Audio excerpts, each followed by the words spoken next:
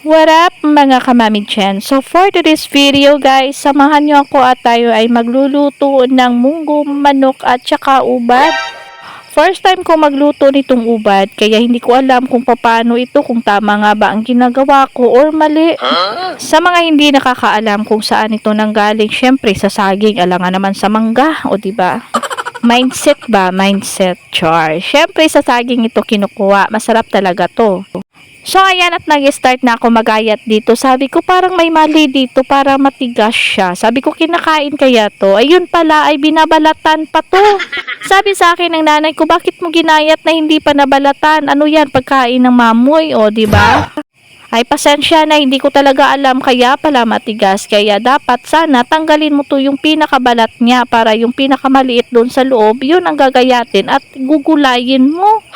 Napakasarap neto pero napaka-proseso, o di ba? Pagkatapos kong gayatin, ayan po at tinatad-tad ko na. And then dito sa loob, nagready na din sila ng spaghetti, dadalhin yan sa school. And then ako naman, heto, minikos-mekos ko naman ng ubad. Pagkatapos ko talaga magayat, napakahirap.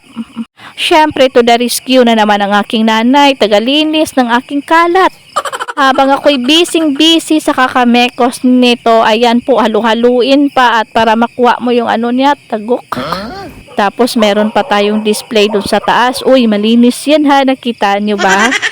So, di ba, maraming proseso, napakahirap, pero alam nyo lang guys, napakasarap neto.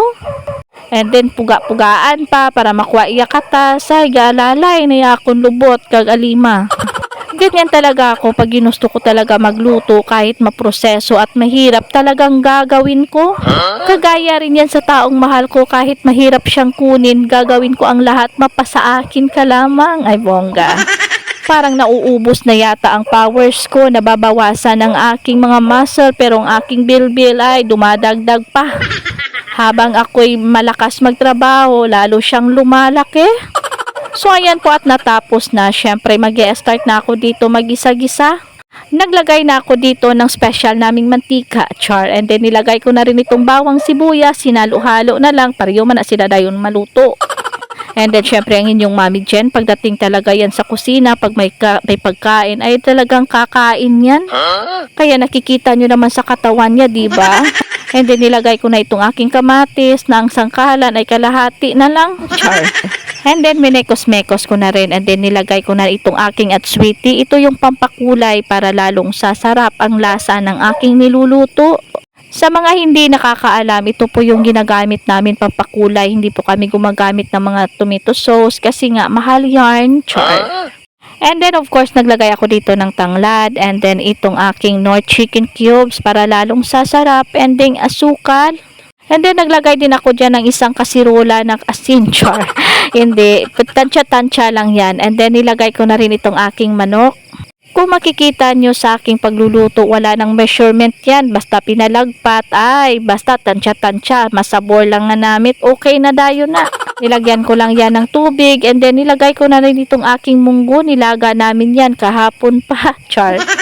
So ayan po, at mabilis ang pagluto, at nilagay ko na rin itong aking pinaghirapan, yo, di ba? Pinaghirapan na pagkudkod ng ubad. So ayan na po ang aking niluto, at luto na po yan.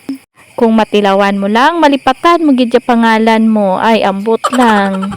So ayan, at ready na. Syempre dito na ang aming birthday celebrant. Magbublow na yan ng candle niya, pero wala pa yan. Eto, at busy ang aming Mami Chel sa kakahanda, o diba?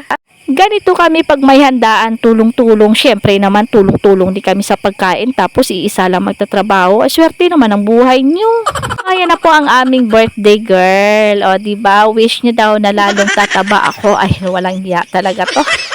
So, ayan po, at kumain na rin ang inyong Mami Jen. So, sa mga hindi pa nakakaalam dyan, ang paborito ko po sa manok ay ang kanyang paa and then kanyang wings. O, diba?